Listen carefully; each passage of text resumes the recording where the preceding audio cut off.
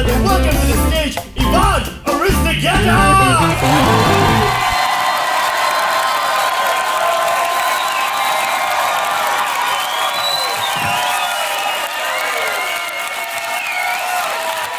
Oh my God! Woo! Thank you. Wow! Thank you. Okay. Come on. Stop it! Stop it! Wow! Wow! Thank you so much. Thank you for coming, Melbourne. Welcome to the fourth floor. Welcome to the fourth floor. Thank you. Thank you so much for coming. This is beautiful. This is so good. Oh my God, so many lovely faces that I already know. They're here supporting me. Oh my God, this is my second taping, but this is the one with good budget. Yeah. So the name of the show is The Fourth Floor. If you come from Venezuela or from some countries in Latin America, you will know that this means that I turned 40. I live in the fourth floor now, because in Latin America, when you turn of age into a new decade, like 40s, 50s, you're moving to the next floor. So 50s, the fifth floor, 60s, the sixth floor, 80s is the waiting room. It's different, okay? It's a different thing. It's a different thing. I love the title of the show. The show is I love that for a show. The fourth floor, because today you have to tell people nobody is going to be offended in your show, and I think this title tells people that the show is non-misogynistic, non-homophobic, non-racist, organic, gluten-free, vegan-friendly. The fourth floor. It's nice.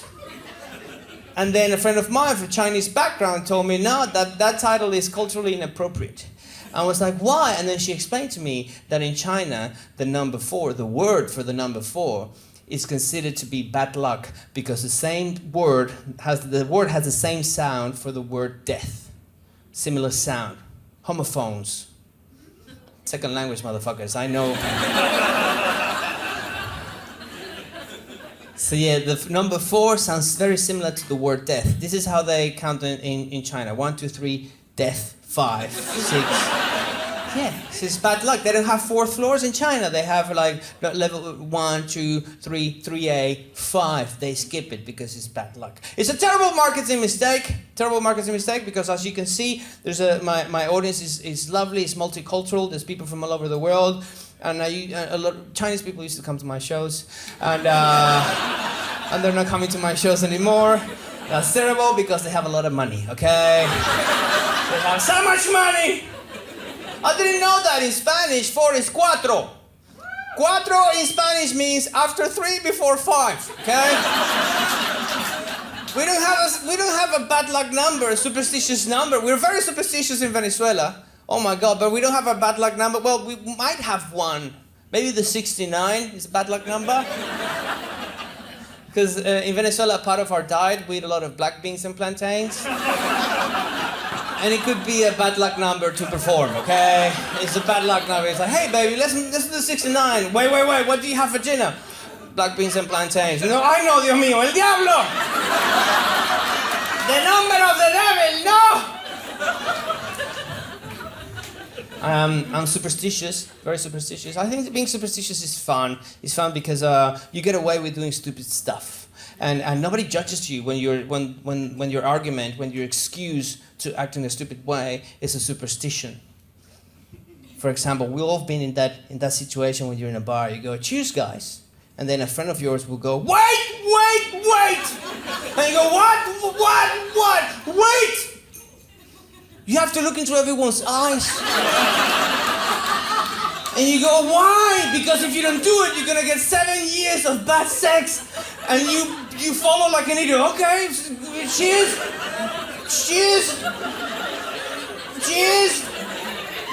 Salud. Looks like you're the one who says that one. Cheers. It's interesting because I'm not religious, but I am superstitious. I'm not religious because I'm not afraid of hell. Because I don't know what hell is like, but I do know what bad sex is like. Yeah, bad sex for me is like a comedy show gone wrong, like a really bad comedy experience for me as a performer. It's the same thing as bad sex. It's like I'm doing my best, I get no reaction.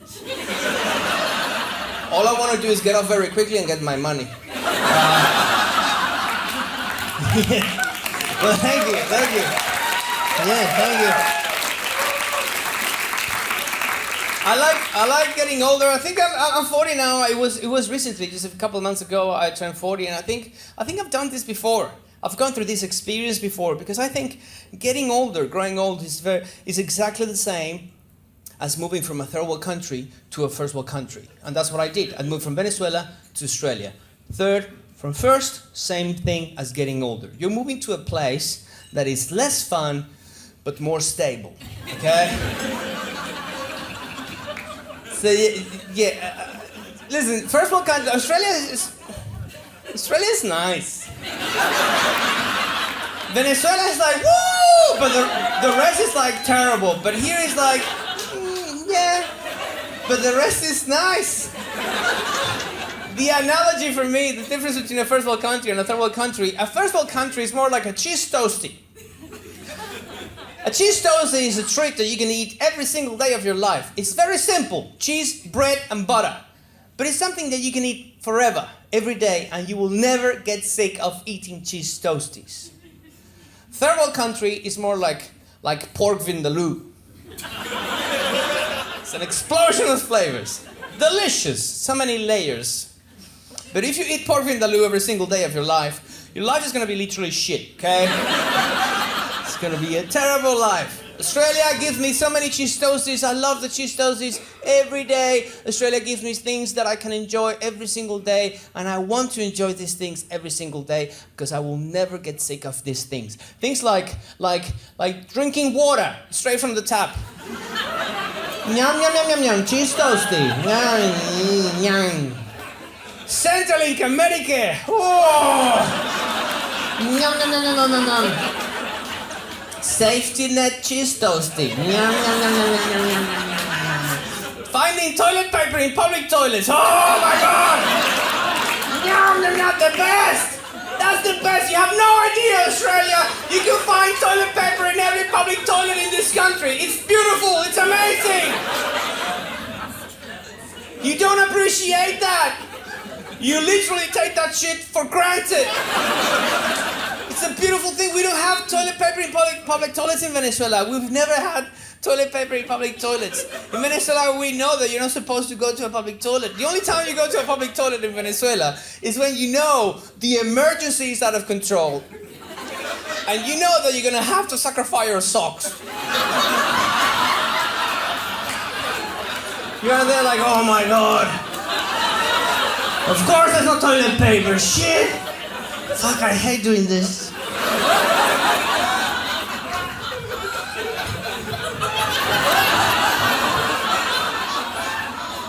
What's going on in here? I am very sorry, Senor. No, man! Toilet paper is beautiful. The first time I went to a public toilet in Australia, almost 8 years ago, the first time I couldn't believe my eyes. Like, oh my God, there's toilet paper in a public toilet? Wow. I almost cried, but I didn't. Because I thought, I'm lucky. This is probably the only public toilet in Australia that has toilet paper. I might be living in a country where you can find toilet paper in every public toilet, but not, I have to make sure. I need to build up the theory. You need 3 to develop a theory, okay? Second one, there it was. The Venezuelan unicorn. I almost cried, I didn't. I needed the third one. The third one, there it was again, the white gold. I started crying, tears of joy. Because for the first time in my life, I could see my tax money literally getting flushed down the drain. It's beautiful. It's a beautiful thing. People think that we are happier in third world countries. Like you think, I've heard this a lot. Living almost 8 years in Australia. I've heard this a lot. Have you been I went to Cambodia the other day. And you should have seen these people. They've got nothing. And they're so happy. I'm like, they're not happy. They're just so busy surviving. They don't have time to be sad. Like, no, but they're so smiley and friendly. It's called customer service. They want your money. You cannot be sad when you're busy surviving, okay? Listen, I lived in Venezuela all my life. I was born in Venezuela, grew up in Venezuela, all my life in Venezuela. And I was never sad. I was busy, trying to not be kidnapped or robbed or looking for toilet paper. And then I moved to Australia. 8 years later, I've got anxiety, depression, and I'm on medication.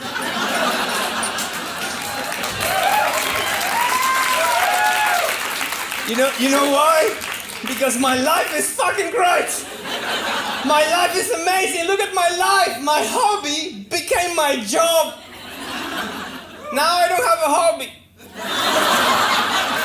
I have so much free time, so much spare time in the land of now-aries. Nothing happens here. Nothing happens. It's a super right now-aries. Oh, good, mate. No dramas. All sorted. Fucking sorted. I like that one. No, mate. Sorted. We got this sorted. Everything's under control here. I have so much free time. Oh my God. I'm a comedian. Listen, I just think about stuff. And sadness is like a friend who is waiting for you to be doing nothing so you can hang out with your friend. It's like he's desperately to hang out with you.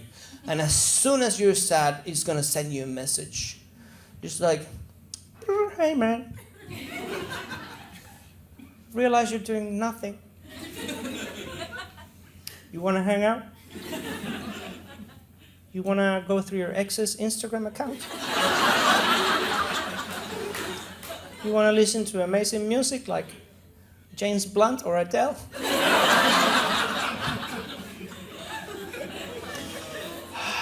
My survival instinct is bored. I've got nothing, my survival instinct needs to be active, needs to be, like doing something. So this is what I do to keep my survival instinct busy. You can use this trick. What I do, when I walk outside my place, when I walk out of home, I leave the house with my iPhone's battery on 20%. That makes you feel alive. You have a reason. You need to survive. You're only on 20%. You have to look for something. You have to go hunting. Your survival instinct is happy. Like I cannot be distracted when I'm on 20%. It's like, hey, I'm like, shh, I'm hunting for PowerPoints. You have to be busy. When you're doing nothing, it's, oh my God. Listen, for example, the people who invented the fasting diet, I think those guys know what I'm talking about. I think those guys are like, listen, life is too good. By the way, the fasting diet had to be invented in a first world country. I don't have to say that. Okay? They're like, hey man, life is too good. I'm doing nothing. Yeah, life is amazing. There's no struggle. We've got an idea. Why don't we starve ourselves on purpose? Fucking brilliant. Let's do that. Let's start. Imagine explaining the fasting diet to someone who lives in a third world country. Like, hey, you know that in the first world we starve ourselves on purpose? Why? Because there's so much food. You know what is hard to do in the first world countries? Not eating. There's food everywhere. Everything is food, and it's so cheap. It's everywhere. You cannot control yourself. You actually can get sick from eating too much food. What? But wait, there's more. We're also running barefoot and taking cold showers. Why? Don't you have any hot water? Of course we have hot water. It's very hot. Like sometimes it burns. But doctors are saying that cold showers are very good for you because it boosts up your metabolism and it's good for your testosterone levels and it's a mindful experience because you're like, oh fuck, it's too cold, and you kind of think it's actually good for you. Wow, and you mentioned something about shoes. Yeah, we're not using any shoes. We're running barefoot. Why? Don't you have any shoes? Of course we have shoes. So many shoes. You probably made those shoes.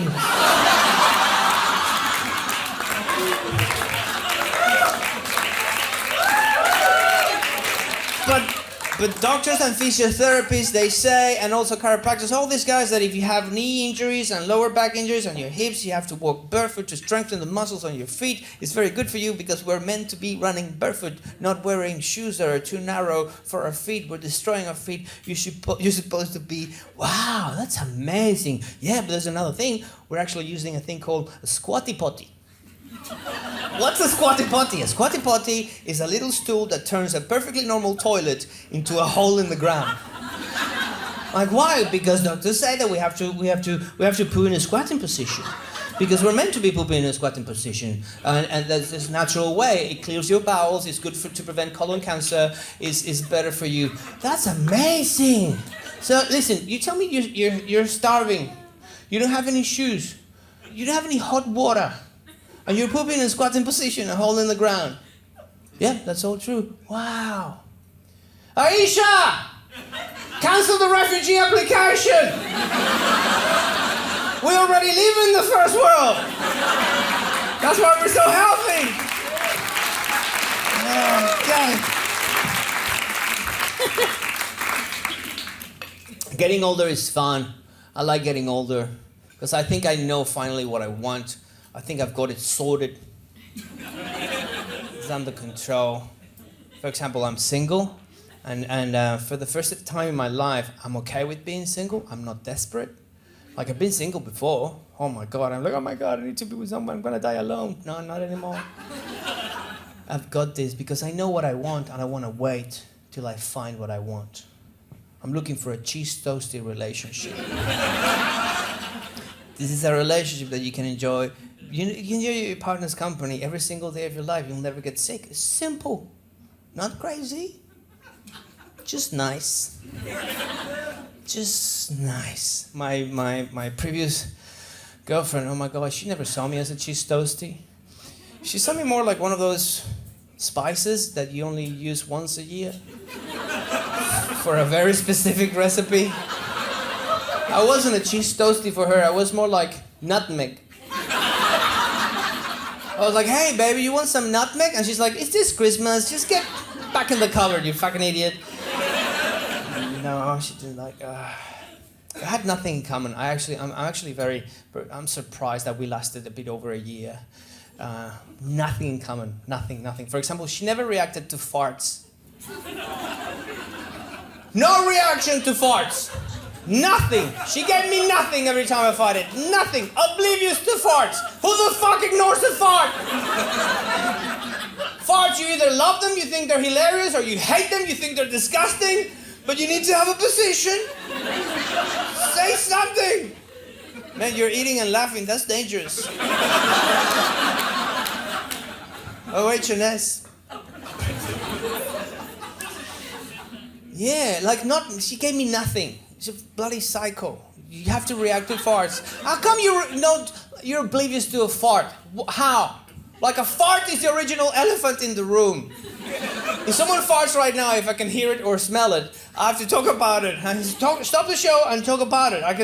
It's impossible. A fart in the room is a mindful experience. Because your mind stays in the room. All your senses are in the room with the fart. There is no future, there is no past when there's a fart in the room. Your mind cannot wander. It's very mindful. Okay, make some noise if you're familiar with mindful meditation. Okay. So let me tell you, the mindful meditation and a fart in the room is the same thing, okay? When there's a fart in the room, you follow the three same steps of mindful meditation. What's the first step of mindful meditation? You scan the room. Look.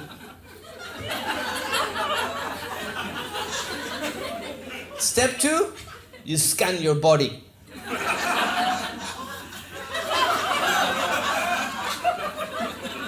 Step 3, you focus on your breathing.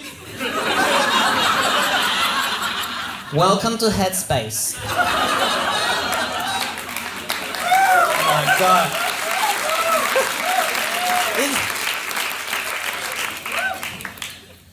I waited 1 year to tell her about my situation with farts with her. I was like, hey babe, you don't react to farts, what's wrong with you? And she was like, said nothing. And a week later, she broke up with me. I'm gonna quote the things she said during the breakup. She said that we were getting too comfortable with each other, sibling-like relationship, and fart jokes. She mentioned fart jokes in the breakup.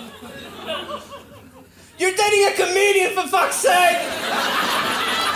Like, dating a comedian, not expecting a fart joke, that's like going to a Chinese restaurant and expecting a friendly service.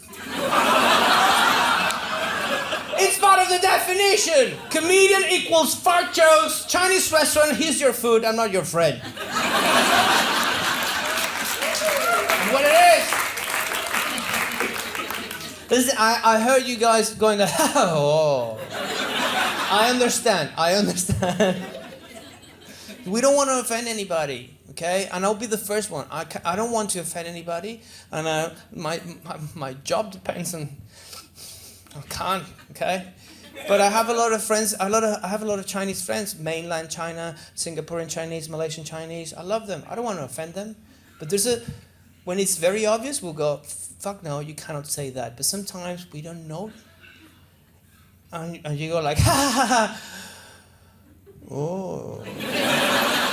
And you go, this is funny, but I'm going to say, oh, so people around me think I am a good person.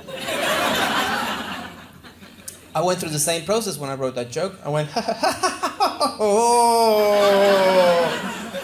I might be offending somebody. No, and then I called the same friend who told me about the fourth floor, and there's a good friend of mine, Kit Poon, that's her name. Hey Kit, I wrote this joke. Do you think this joke is offensive? I don't want to offend Chinese people. She went, no, it's not offensive. It's actually a really good observation, she said.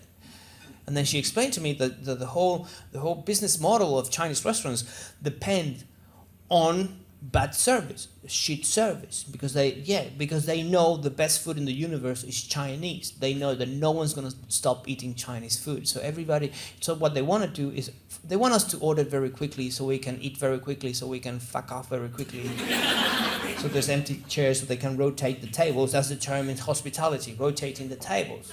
And I was like, oh, this is very interesting. And they said, wait, if you go to a Chinese restaurant and you get a friendly service, that's a Thai restaurant. Makes sense.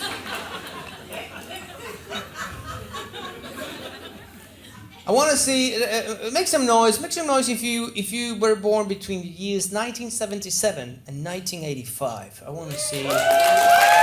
There's a lot of you. This is great. So do you know the name of our generation? Yeah, what's the name of our generation? X. It's not X. Y. It's not Y. We're Xennials, exactly. We're Xennials. That's the name of our generation. We're a transition generation. We're not X. We're not millennials. We're Xennials. It's a weird generation. There's an official definition. I'll tell you soon. My definition is pretty simple. If someone asks you what's the mentor of your generation from a very famous movie of your generation, what's a typical mentor?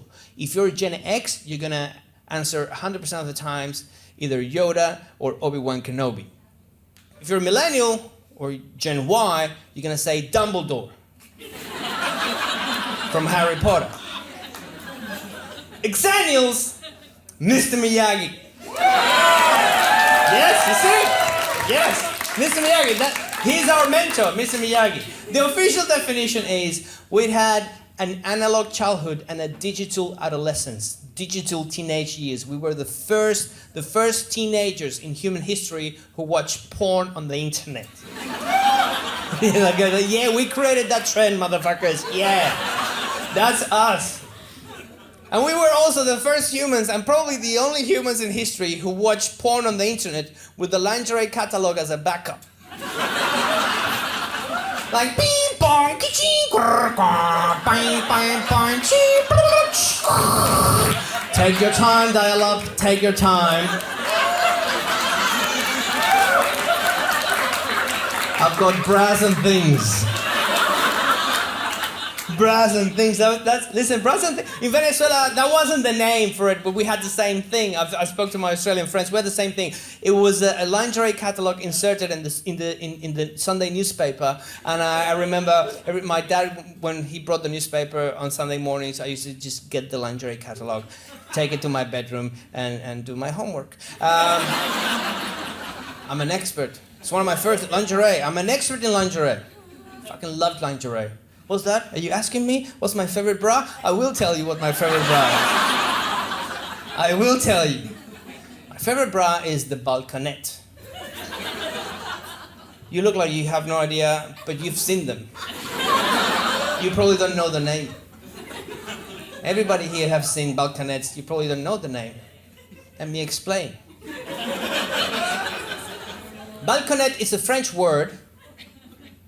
I love when listen, now you're paying attention. You're very... Yes. It's a French word, balconette. A French word that means little balcony. Balcon means balcony in French. Balconette, little balcony, le petit balcon. So a balconette is not an everyday bra. It's not a full cup bra. A balconette is...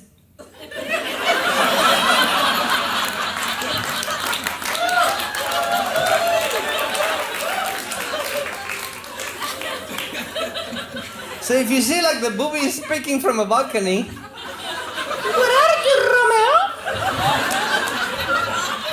That's a balconette. Now you know what balconette is? Yeah, I know you know. By the way, that's my favorite joke because my face becomes a booby. A friend of mine who is a very proud, big-breasted lady. She's very proud. She's like, yeah, balconettes are beautiful, but for us big-breasted women, they don't work for long. It's just a few seconds. I was like, why? No, because after you use them in 30, even 1 minute tops, your boobs become suicidal. Just jump up to the back.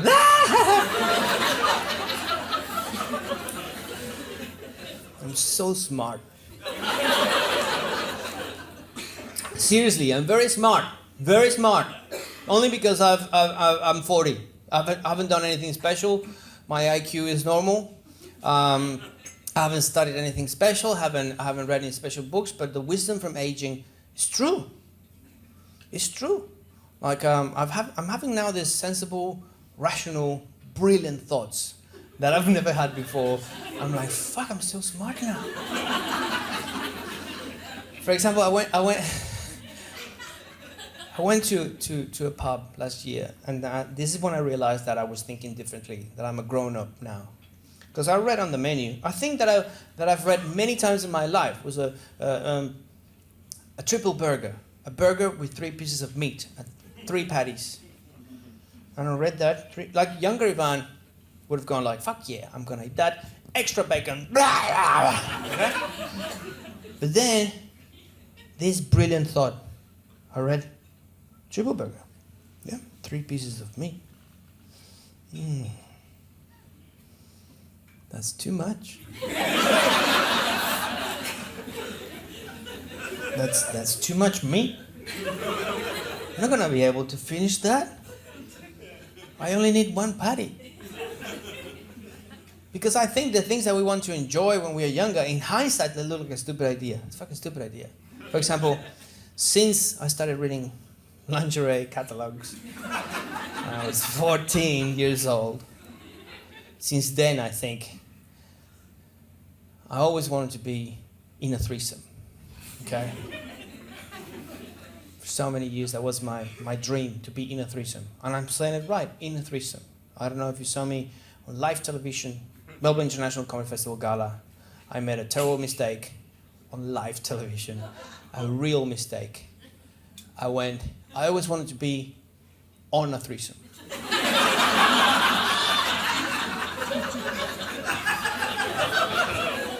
On national television. Let me explain something. Make some noise if Spanish is your first language. Yes, okay, guys, I've got this. Leave it to me. I've got this, okay? Prepositions in English are fucked. You have 3 prepositions, for example, 3, in, on, and at. For those 3 prepositions, we only have 1 in Spanish. En, en. So we only need 1, and then you have 3. And then we study a lot of English before coming to Australia. So we can pass the stupid test for the visa. Okay, difficult test. And then we get here, and then we realize that you don't speak English, you speak another shit. And now we have to relearn the whole thing again. And then we try hard. We read books. We watch specials with subtitles in English so we can hear the word in English, so we can read it in English, we learn how to use it, how to spell it. We listen to conversations of strangers in trams and buses and trains. And then we become fluent in English. Blah, blah, blah, blah, blah, blah, blah, blah. But when there's a time to say one of these 3 prepositions, it's a fucking gamble. We will never know. We're like, blah, blah, blah, blah, blah. Oh my God, here we go. In, on, at, fuck. I don't know, maybe this one. You don't know.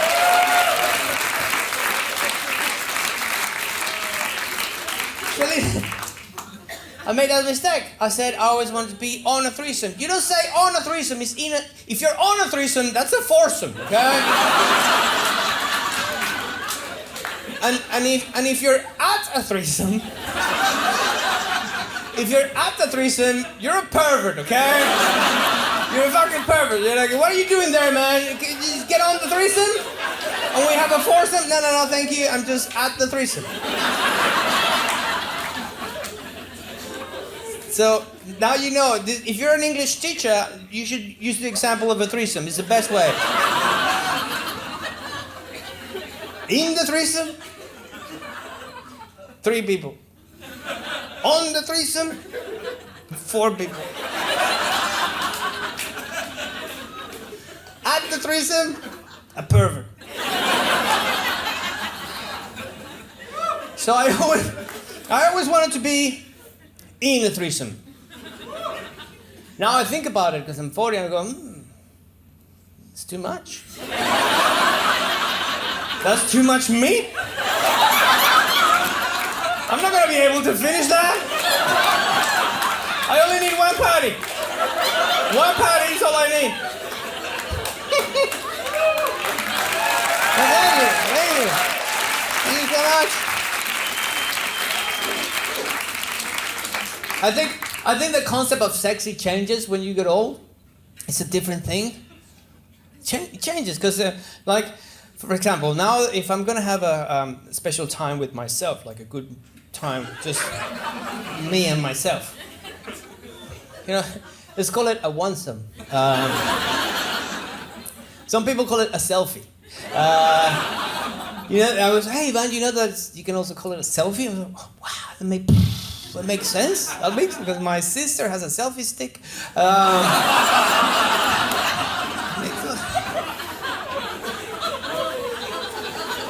So so sexy is different. So if I want to have a onesome, back in the day I would have done what everybody does. You go online, you watch porn, okay? Now I can't watch porn. It's like Mother Nature because I'm old now. It flicked the switch. Because I know you can't watch porn. I watch porn now and I get indigestion from porn. There's too much meat.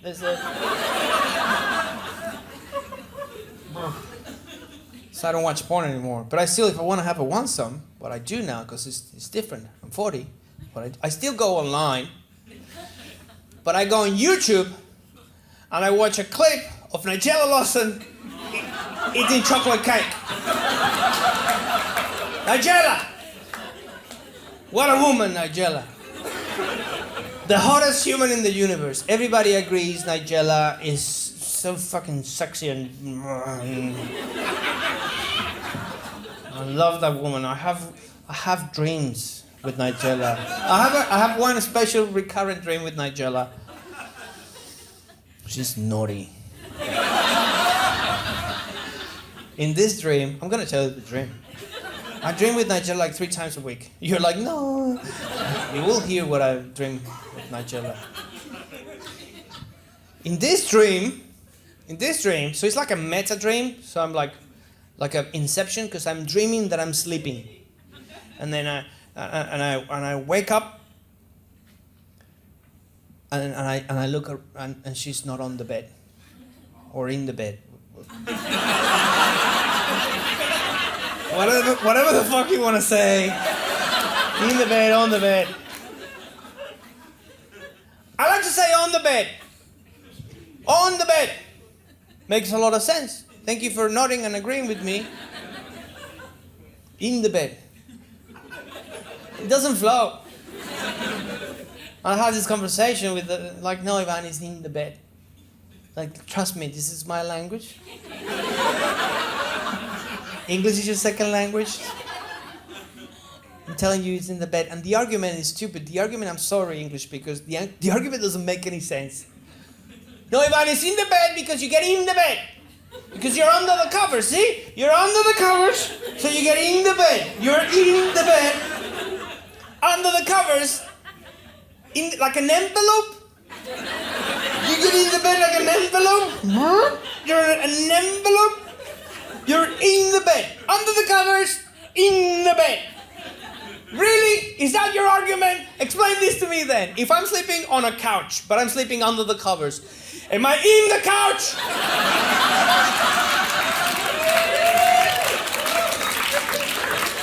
If I'm sleeping under the covers, but I'm sleeping on the floor, am I in the floor?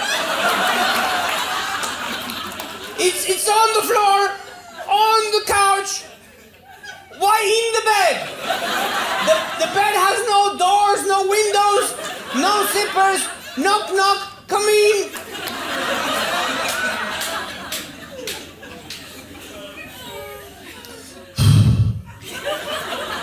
Okay, Nigella. In this dream, I wake up, she's not on the bed. Look at your face, you're like, you don't like when I say on the bed. Look at your face like, no.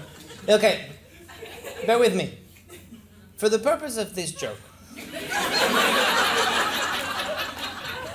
imagine it was a hot summer night. The air conditioning was broken. No covers. I was on the bed. And in the nude.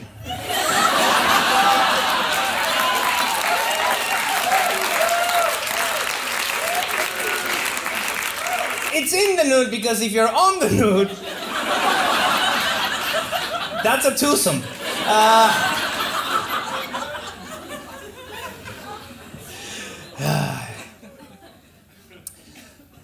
So, because I'm obsessed with this thing about the prepositions, now that I think now I know if I'm saying something, if it sounds wrong to me, I know I'm saying it the right way.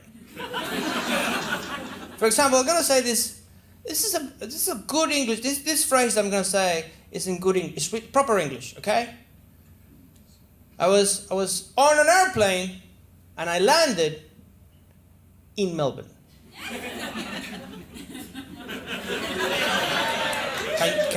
Can you feel it? If you're on an airplane, you're fucking psycho. You'll need a parachute and a harness because you're gonna kill yourself.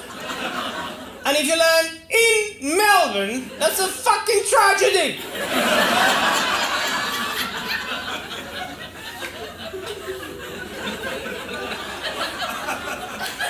Let's make it so if you don't understand what I'm saying, graphic, okay? On Melbourne, yeah. In Melbourne, on Melbourne, in Melbourne. In the plane, on the plate. Get it? Different. Nigella. So in this dream, I wake up, she's not on the bed, and I jump off the bed. And I'm looking for Nigella all over the house, and I find Nigella doing what she likes to do. Diving inside the fridge. And all I see is like...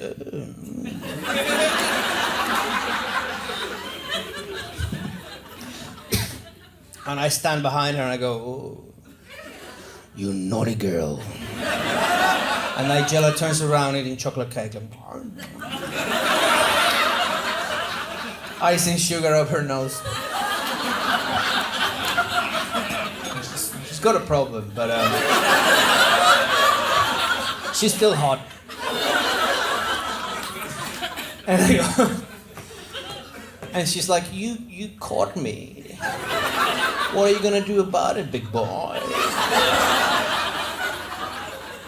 I'm like, you know what I'm gonna do about it? You know what I'm gonna do to you? You know? I'm gonna, are you ready? And this is when I realized that I'm getting older. With my reaction to Nigella. You know, baby, you know what I'm gonna do? I'm gonna make you a cup of tea. And then we have tea in the middle of the night, naked. Eating chocolate cake and talking about Game of Thrones, okay? That's sexy.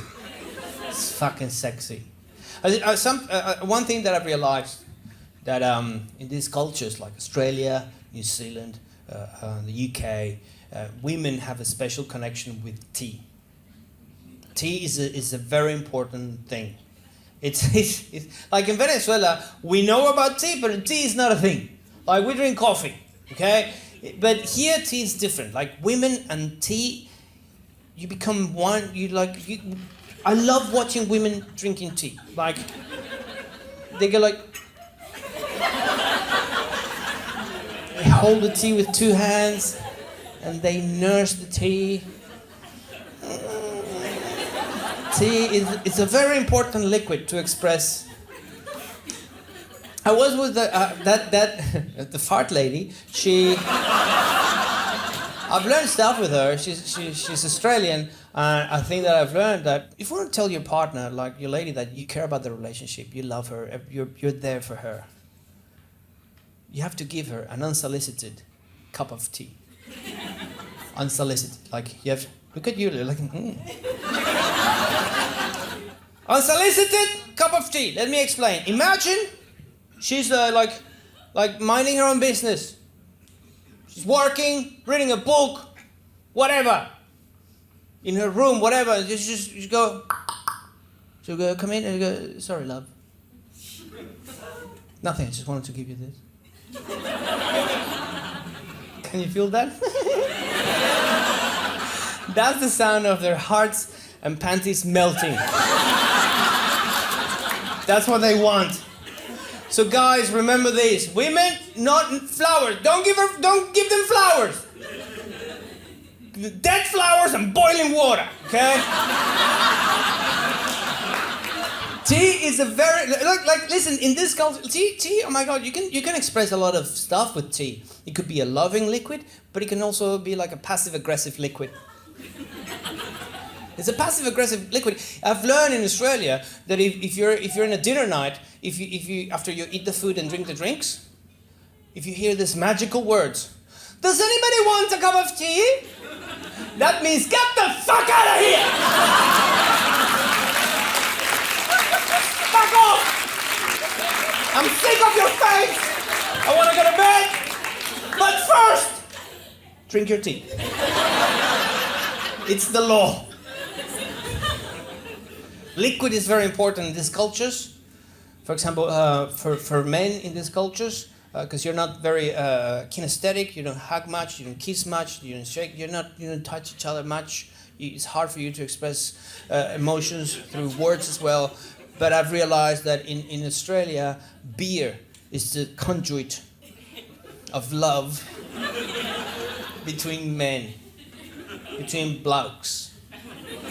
I've seen, like, I do comedy in pubs. That's what I do, okay? And I've seen in so many pubs, just that couple of guys, they've been friends forever. They're tradies wearing the high V's and the boots. And just trying to say something nice to each other. Beautiful thing. Oh, mate, I just want to say that you fucking...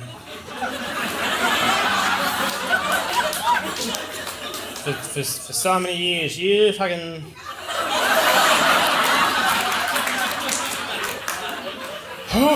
Fuck this. It's fucking hard, mate. Fuck, do you want some beer? I'll buy you a beer. Here's a beer. And I go, oh, thank you. Yes, to the moon and back. Beer is the way you share love and affection and gratitude. When I do shows, so many times after doing shows, if a guy connects with me beyond comedy and they wants to say something to me, it's fucking brilliant. They go, oh mate, you fucking, you.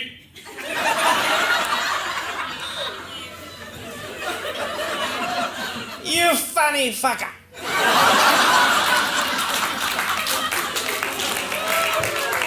You fucking, Let me get you a beer. Get a beer from my Mexican friend here.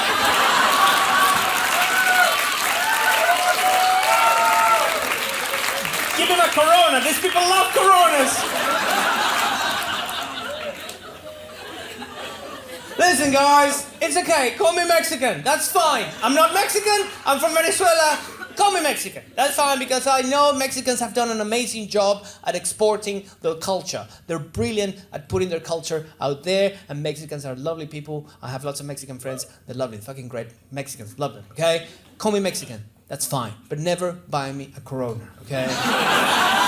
That's a fucking insult. Tastes like shit, okay? It's a horrendous beer. It tastes like shit. Even Mexicans know that Corona tastes like shit. But what happens? Mexicans are very smart people. My friend Osvaldo, good friend Osvaldo from Adelaide, he's Mexican. He says, hey Osvaldo, one day he was like, you know Corona tastes like shit? Yeah, they taste like shit. Now listen, if you put lemon on it, not gonna taste like shit, gonna taste like lemon.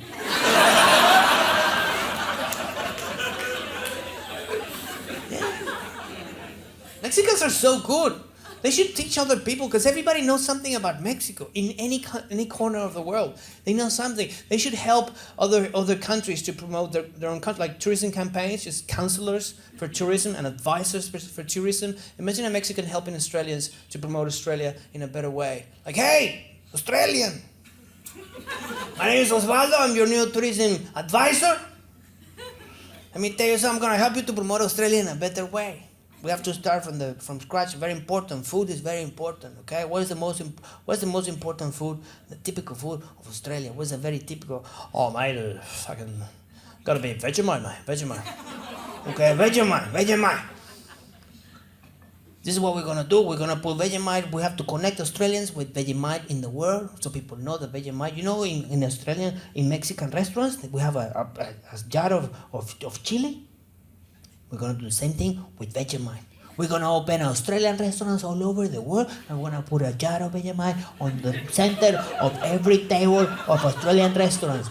Big countries with money, okay? Big countries. We want tourists to come to Australia, and they're going to go, oh, Vegemite is very Australian. Let me put some Vegemite. Oh, so delicious, so Australian.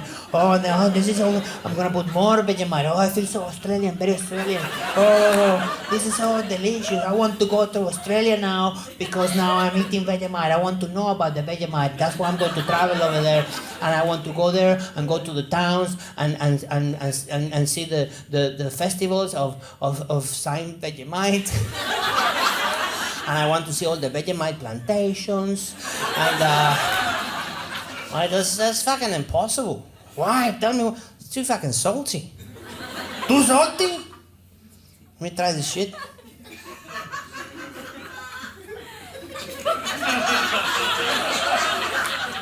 Yeah, too salty. It also tastes like shit. Don't worry, we put lemon on it. It's not gonna taste like shit. It's gonna taste like lemon.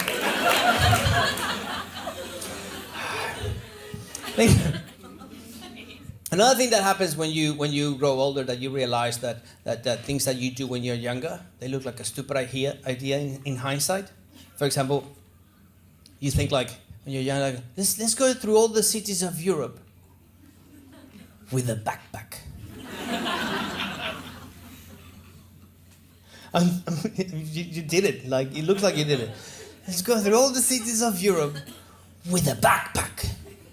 I think about it now and I go, I could have done that with a suitcase with wheels. Why a backpack? What a fucking idiot. I wasn't camping. I went to Europe. I didn't go to the mountains of London, to the jungles of Madrid, to the Amsterdam frontier. Listen, guys, the Romans built roads all over Europe thousands of years ago so they could move shit on wheels. You shouldn't go backpacking, you should go suitcasing. It's good for your lower back and your sciatica. I was a backpacker, but not like a happy backpacker. I was on the road. I was a suitcaser for 4 years in Australia. So I got divorced and I moved out, and for 4 years I traveled around the country with no fixed address. I was what they call in the industry a comedian on the road. I rented short-term rooms, Airbnbs, hotels, staying with friends, staying on couches, on floors, on beds. I did it, it was good. It was good. It was a great experience for 4 years. First 2 years, great. Second 2 years, too much. It was too much. The first 2 years, great. I'm living the minimalist life, which is a great thing. I was living out of a suitcase.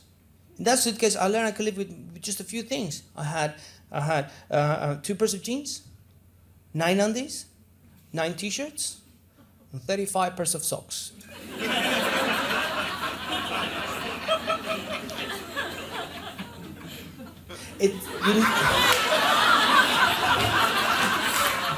You're a bit slow today. That's fine.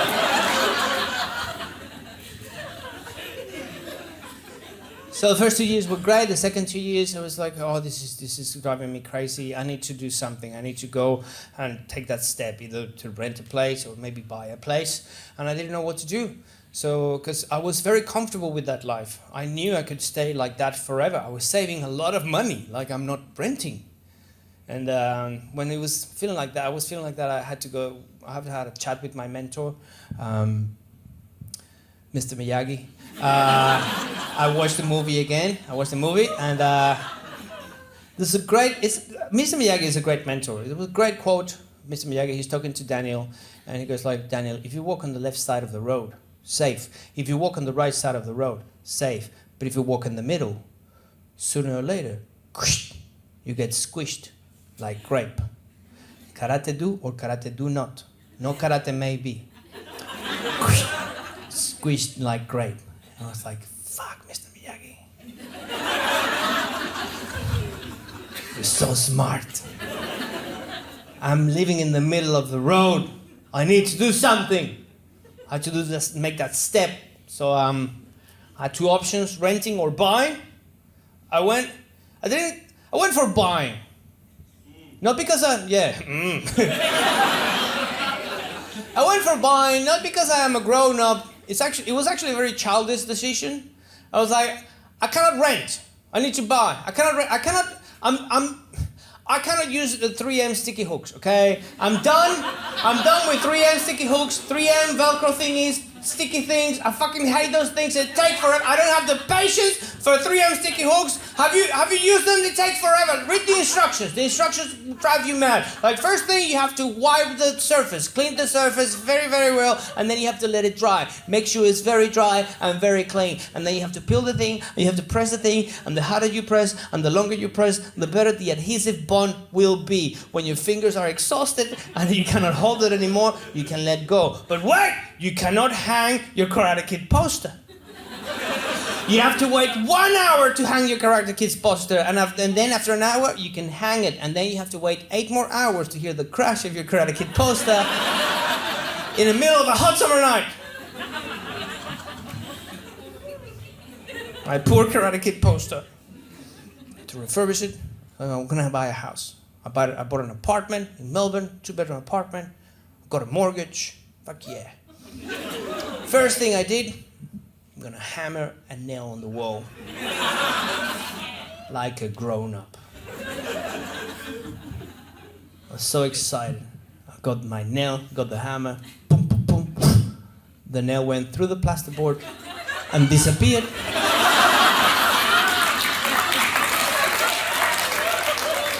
I know, what have I done wrong? What's wrong with me? And then I read the instructions. They said how to hammer a nail on the wall. Step number 1, get the nail with a pointed bead against the wall. Step number 2, hammer it and just whack it with the hammer on the head of the nail. If the nail goes through the plasterboard, congratulations. You have learned that you cannot do that because your wall is fucking empty. There's nothing inside the wall. Next step, you have to go to Bunnings.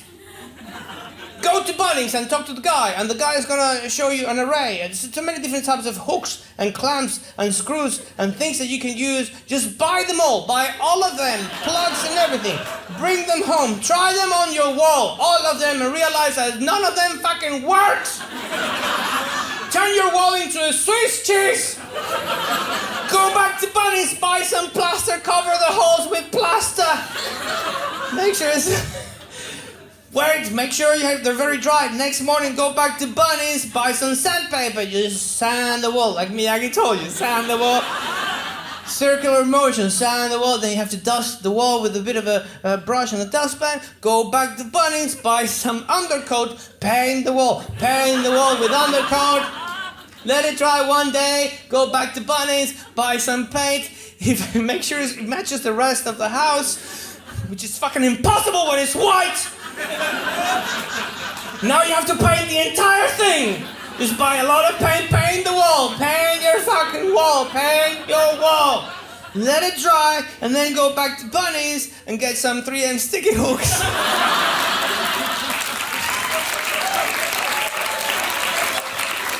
I hate them. I hate 3M sticky hooks.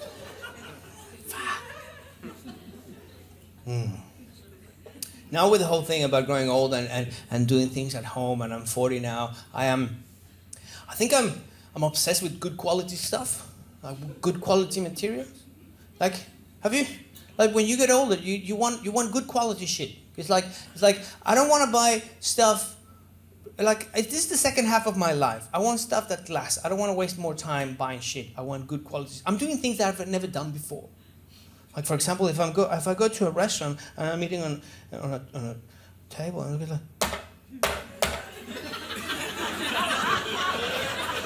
this is a solid table. This is a good table. What is this? American oak or walnut?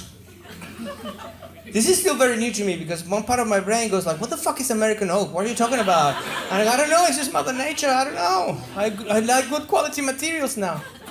I'm obsessed with good quality materials. I get distracted now with good quality stuff. I met a lady one day, and she invited me to her place, and we went on the bed. I got distracted. Good shit. Good quality stuff. We were like, and my hand did like this, and I was like, oh my God, is this Egyptian cotton? And she was like, yes, did you notice? Of course I noticed, this is good quality shit. And then we played a little game called Guess the Thread Count. And then we had sex on the floor because we didn't want to ruin the sheets.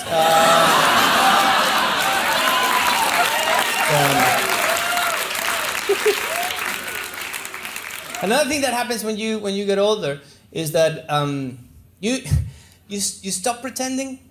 You're just sick of pretending. You go, that's it. I don't give a fuck anymore what people think about me. I don't care. I'm gonna say these out loud in Melbourne. Hey Melbourne, I love $1 coffees from 7-Eleven.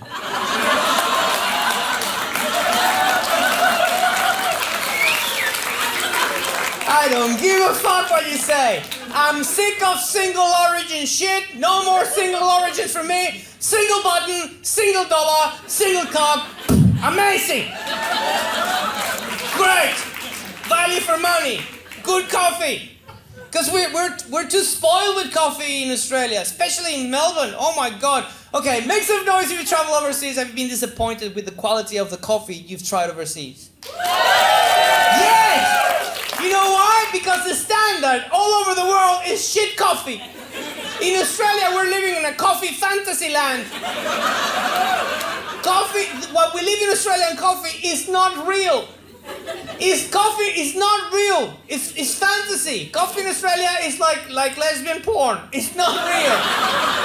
There's no long nails. There's not scissoring. Talk to your lesbian friends. That never happens. It's not real. And I love my, oh God. And you have to learn something like, for example, one of my favorite coffees in the world, Colombian coffee, okay? Great, and let's just look at the way Colombians drink coffee. You should go to Colombia and just see the way they drink coffee in Colombia. Very similar to Venezuela. They grind the coffee, they put the coffee in a sock. Not that sock, okay? It's another sock. It's a funnel made with cloth, like muslin. I don't know. You understand? Second language, fuck it. So put that, and then put a little jug underneath, and then they pour hot water, coffee. And then they drink coffee, and then they do other stuff. The solely purpose in the rest of the world for coffee is to drink coffee so you can do other stuff immediately after drinking the coffee. Espresso. Oh my God, the Italians, they invented that beautiful machine so they can... Espresso means quick. Andiamo, espresso, quick. They invented that machine so they can have a little coffee with a lot of power in it. Just little, they don't even have chairs. It's just on your feet. And do other stuff. In the rest of the world, people drink coffee to do other stuff. In Australia, you drink coffee to do coffee. Let's do coffee. Yeah, let's do coffee. Want to do coffee? Let's do coffee. What are you having? I'll have a latte. I'll have a double macchiato. Macchiato lungo. You know, this is good. And you go, this is good. This is good coffee. And then you talk about the coffee. This is great coffee. Should we have another coffee? Of course we're going to have another coffee. And you start talking about the coffee. You know too much about coffee, okay? So is it light roasted or dark roasted, acidic, fruity, or dark chocolate and toasted tones? And they go, and then you think you judge the latte art. You judge the crema. You judge the thing. You have, I want a display. I want a ristretto, espresso, macchiato, latte, flat white. So you spend 5 fucking hours drinking coffee, and they're like, okay, what am I supposed to do with it now? And then you have anxiety, and you have to take a citalopram 20 milligrams.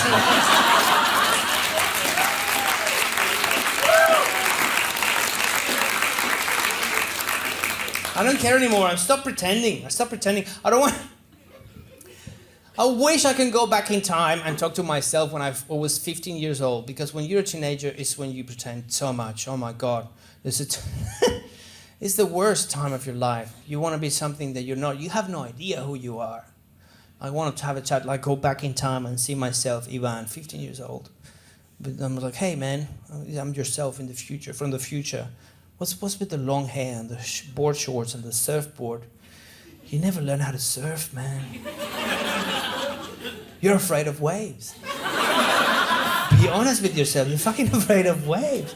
No, man, I'm gonna dress like this because Jennifer likes surfers, and I want to talk to Jennifer because I like Jennifer, and she's so cute, and I want to be a surfer. Jennifer doesn't give a fuck if you're a surfer or not. Jennifer likes confidence. You have to show Jennifer some confidence. No, man, but listen, why don't you do something you know how to do very well? Like, you're really good at rollerblading. Why don't you rollerblade in front of Jennifer and just, you know, and do some tricks? No, man, because they're gonna think I'm gay. Listen, man, in the future, being gay is cool, okay? No judgment area in the future. It's gonna be great. No, man, but listen. Do something that. Okay, I've got an idea. Why don't you tell Jennifer a joke? You're really good at joke. Really? Yes, I am. I'm really good. I know you. I'm you. Since you were a little boy, you love to tell jokes and make people laugh. That's great. That's a great idea. Wow. Yeah, tell a joke. Make her laugh. Women love men who can make them laugh. Wow, that's great. Oh, I'm going to tell her a joke. Can I tell her a fart joke? Yes! Tell her a fart joke. And if she doesn't like it, she doesn't deserve you!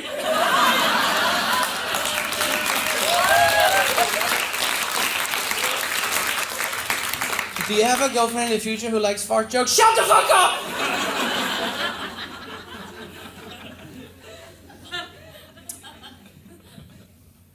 One thing, I haven't done it yet, I've turned 40, but I'm looking forward for one thing that I have to do.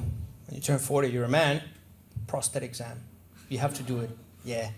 You have to, you're like, listen, I'm looking forward to it. I really want to do it. It's exciting. It's going to be a prostate exam in Australia, in a first world country. A prostate exam in English. How good is that, to have a prostate exam in English? Listen, guys, I don't know if you know this, but in Spanish, everything sounds romantic. Everything. I think my prostate exam in English is going to be something very simple. Something like, Mr. Ivan Aristeguieta, yeah, I'm going to check your prostate. My name is Dr. Daniel Jones. Easy, fair enough. I think in Spanish it would have been something like, Señor Iván Aristeguieta. Le voy a chequear la próstata. Mi nombre es el doctor Antonio Banderas.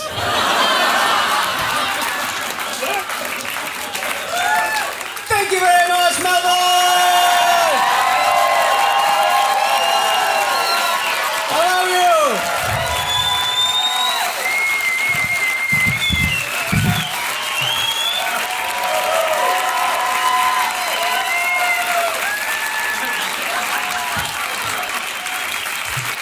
Thank you so much. Good night!